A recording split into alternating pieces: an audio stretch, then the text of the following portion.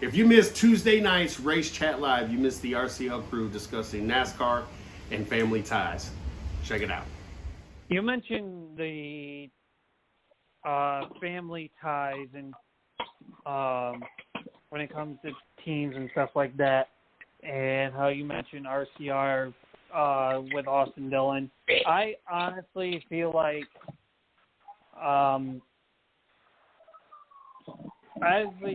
Gibbs may have a better hand with Ty Gibbs versus Childress with Austin Dillon. Only because in the fact that, yes, Ty right now is a rookie, and last year he was kind of just thrown into a car just to fill in for Kurt Busch.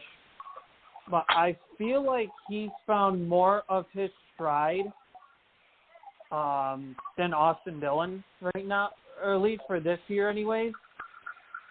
I don't know if it's really the new car or if it's Austin Dillon just doesn't have the talent, and Ty Gibbs has talent, just needs to kind of mature and develop. I don't entirely know where to pinpoint it, but it just seems like Gibbs has the formula. He just needs to find, I guess, the drivers. But that could be this whole next-gen car be more equal and whatnot, because Gibbs really, if Ty gets better in his performance, we could easily see all four Gibbs cars running up front week in, week out. And that wasn't the case before. It was always Kyle Busch and Martin Truex Jr. or Denny Hamlin. And then that fourth car was kind of like, you didn't really talk about it much unless it won a race, basically. The redheaded stepchild. And yeah, we've sat here and said many times that we don't like people, and even Tony Stewart has made this comment. We don't like people that come into the sport buying their way in instead of earning their way in. But I hate saying this, but I feel like Ty Gibbs could be the long-term investment in Joe Gibbs Racing, and I feel like RCR shot themselves in the foot of trying to long-term invest in their in Austin Dillon when they could have long-term invested into Tyler Reddick. And now, with Kyle Busch in the fray, maybe RCR can sit here and say, okay, we have Kyle Busch for maybe another 5 years. So who do we look at through not only the KBM deal, but also through the RCR deal? And this is kind of tying back into what earlier of what you guys talked about with the SHR deal of who comes into play. Well, honestly, Austin Hill, and this isn't really much of a RCR thing, I should say SHR.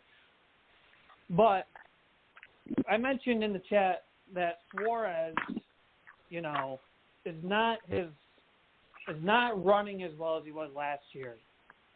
And I feel like if we put a different driver in the 99 car, will we see the same kind of performance as Suarez has been doing, or will we see better? And I feel like Trackhouse could be a serious threat if they had that 99 car running up front. And they could focus on that Project 91 car, maybe turning it into maybe a third full-time ride. And I feel like RCR, if they don't invest long-term into somebody, they're going to lose another prospect. They lost Tyler Reddick. They could possibly lose Austin Hill, in my opinion. So I feel like Gibbs. So I feel like right now Gibbs, with his investment, it may pay off. I know there have been, I know Hamlin and Truex has weighed in their comments, and I haven't looked to see what their comments are, but I honestly think in terms of long-term investment, if we're going to throw family into the mix, I feel like Gibbs may have a better shot than Childress with Austin Dillon. And yes, I'm shooting myself in the foot for that one, and I hate saying it.